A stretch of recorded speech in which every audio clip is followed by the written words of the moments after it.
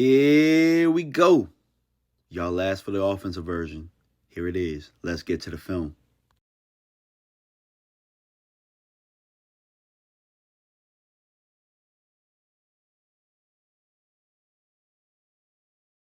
The 49ers are a team that loves to play zone, so you can use motion to dictate that to get to your sweet spots, and Arizona does a very good job of that here.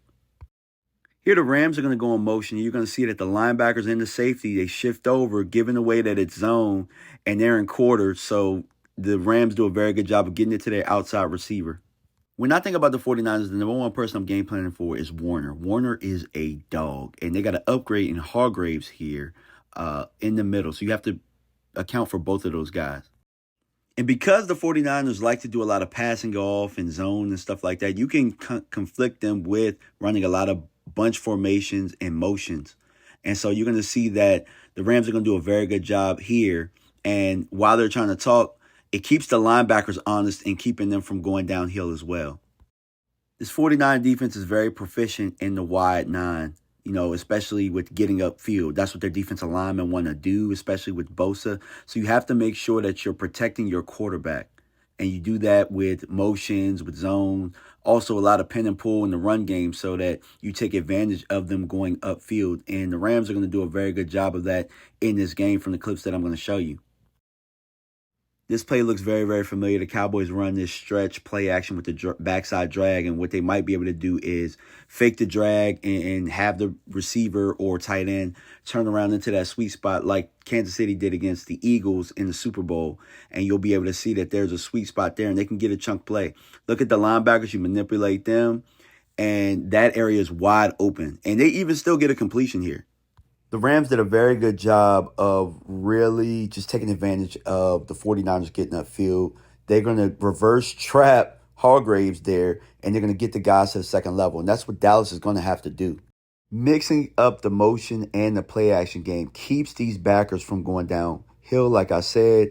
And the Rams had a lot of success really just mixing and matching what they wanted to do. And I'm going to also show you how they use this in the run game to really just churn up a whole bunch of yards as they're doing right here.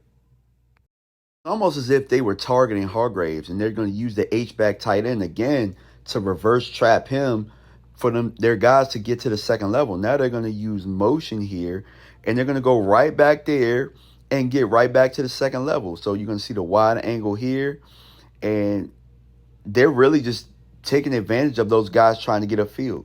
Now they're going to use motion to do a pin and pull the opposite way. So misdirection with these backers who love to go downhill and in this defensive line who love to get upfield. This is a way to really have an effective run game here. And that's some good eating right there.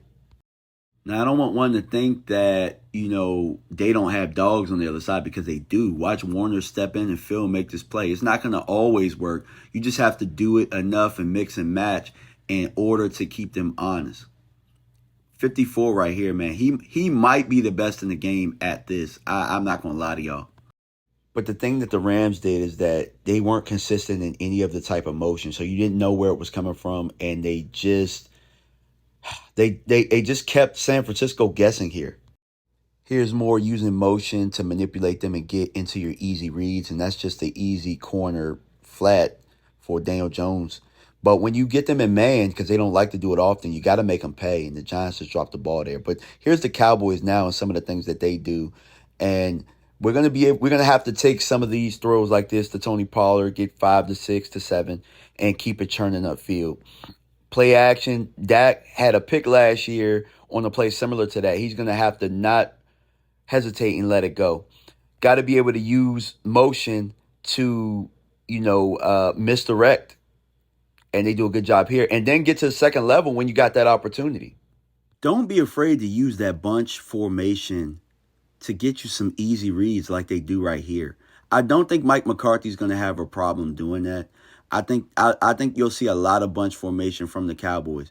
And then, like I say, get to the second level like they do right here.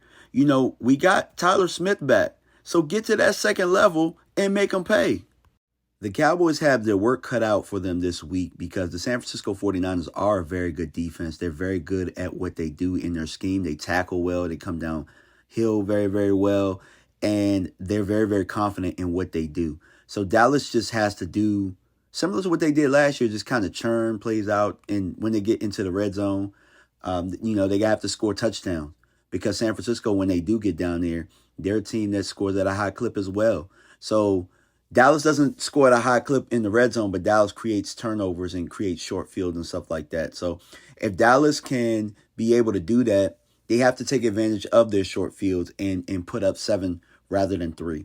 So let me know what you guys think of this scouting report, man. I loved breaking it down. This is going to be a heavyweight showdown between two really, really, really good teams early on in the year that may have playoff implications later on. We'll see because there's a lot of football that is left to play after this.